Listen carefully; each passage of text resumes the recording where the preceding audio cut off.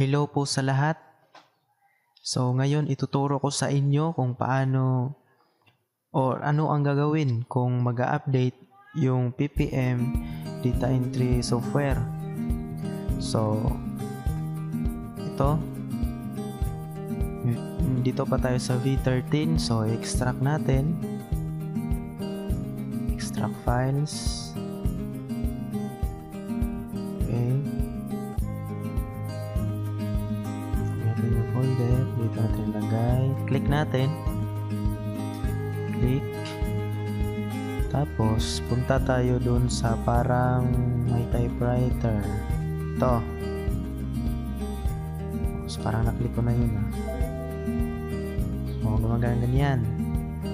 Back, you must update the software at first, press OK to continue. So okay lang natin. Wait natin yung i-up, download.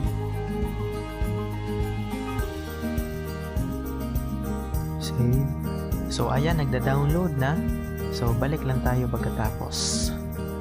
So ayan, tapos na mag-download. Punta tayo dun sa downloads.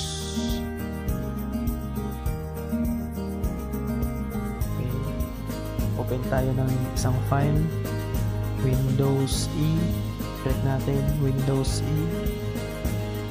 Yan. Ito tayo sa downloads. Yan, kita natin. Drag natin to sa desktop. Pack. Close. Ayan.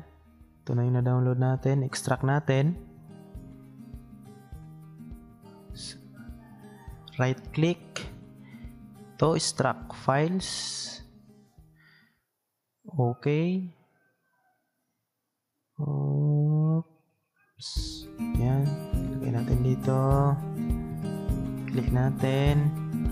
Click. Try natin to click. Click natin yung parang typewriter, yung application, run as admin. Oops. O, diba? Incorrect license key. Please contact your admin. Diba pag ganyan, so ito yung solution na natin. Pag natapos na yung na-download natin sa update, ito naman ang lalabas, di natin yun magagamit.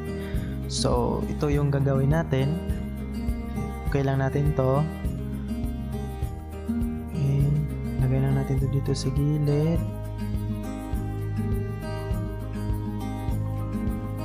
Close natin to para click natin yung sa V13. So click nyo sa V13 yung, tapos hanapin natin yung license. Oops, ito ba yun? Tignan natin ito, copy natin to. Ito yung license. Teka, hanapin yun, baka meron pa dito. Baka kasi okay, ito na yan.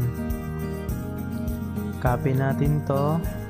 Copy or Control C.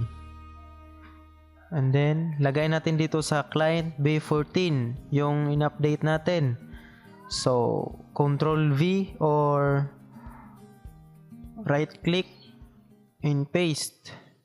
See, wala yung paste Oh, ito paste or Control V. Then replace the file in the destination. So kung Windows 7 ang gamit nyo, continue nyo lang. Replace or ano bang tawag doon? May replace din doon, pero iba yung ganitong lumalabas. So replace the file in the destination. Yan. So nalagay na natin dito yung license. Close natin tong V13. Dito tayo sa client B14 yung update natin. So let's try to open, run as admin. Okay, tayo lang natin lumabas. So ayun, ganyan lang. I-copy lang natin yung license dito sa bagong update. At ito nang lalabas. Magagamit nyo na to. So, ayan. Enter nyo lang dito. Workspace. Click Start. Tapos, basahin nyo to. Copy nyo to sa browser nyo. In case of being suspended, kindly read these notes. Ayan. Try natin.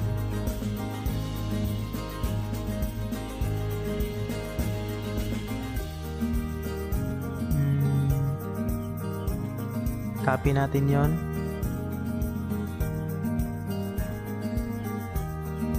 Oops. Ito.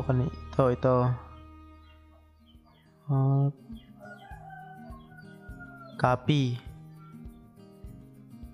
Paste natin sa browser. Oops. Lag. Lagay. Click enter. Yan, para sa mga paulit-ulit na tanong. Yan, basahin nyo to. Yan, so continue lang tayo dun. Dito sa B14.